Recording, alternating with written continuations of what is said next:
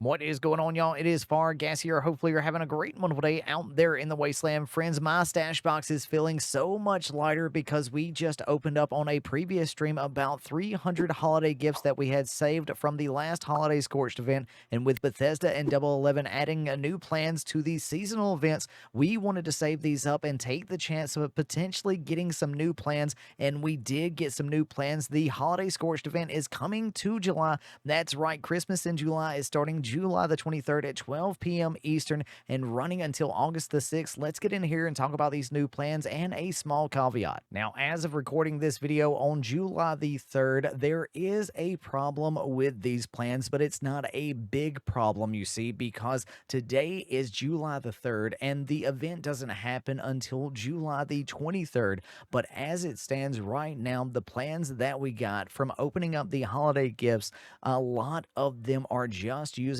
other game images as their placeholder as an asset just until their image asset gets put into the game. So closer to the event, I do believe we're going to be able to show off what all of these plans look like, but I just want you to know that before we get into the video. Now, starting off with, we're going to be talking about the non-tradables, the backpack flare for the Snowman head, the peppermint backpack flare, and the Jitterbug Judy outfit. Now, these three are not tradable for me. Of course, the backpack flares are not tradable, but when I tried to give one of the outfits away for the Jitterbug Judy outfits, it said that I could not drop it. So as it stands right now, that is not tradable, but absolutely, I cannot wait to see what these three items look like. Of course, the Snowman head should be a Snowman head. The peppermint backpack flare, that does have me question, is it just going to be a piece of peppermint? Is it going to be a cane?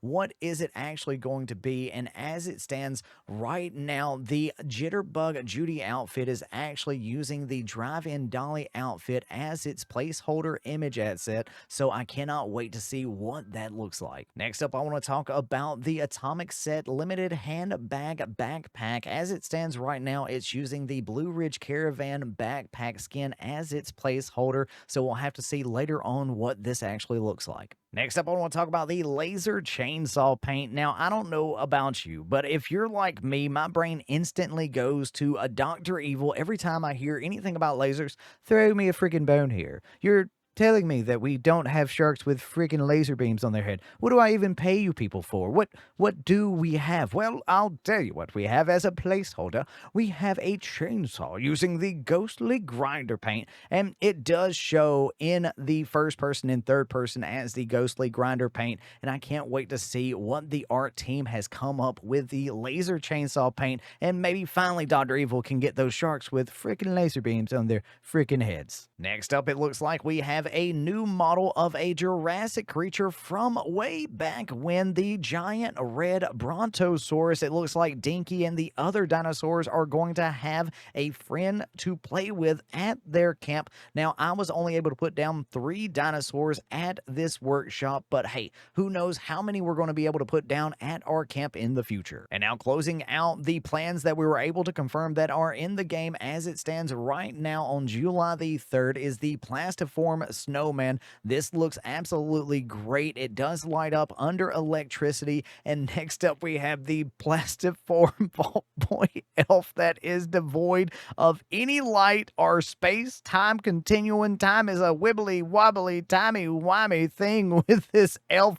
I have no idea what is going on, but people in the chat were calling this the Shadow Elf, and I am all for it. Bethesda Double 11, if you want to run with the idea in the future of putting something that is just absolutely devoid of anything, I love the way this looks at the camp. Now, if you're wondering how I get all of my holiday presents, it's not really by hunting the Holiday Scorched. I will potentially sometimes do that, but I like to go onto a private world and claim every single workshop. I got this idea from Angry Turtle about going on a private world, claiming workshops, and putting down a prefab that the enemies cannot get up, and we have been designing different versions of this, and I do like to go onto a public server to put down this prefab for people at workshops. So if you're on PC and you would like this blueprint, let me know. I'll put the prefab down on your world. You can blueprint it and then do it on your other public worlds or your private world. But like I always say, credit to the person who came up with this idea, and credit is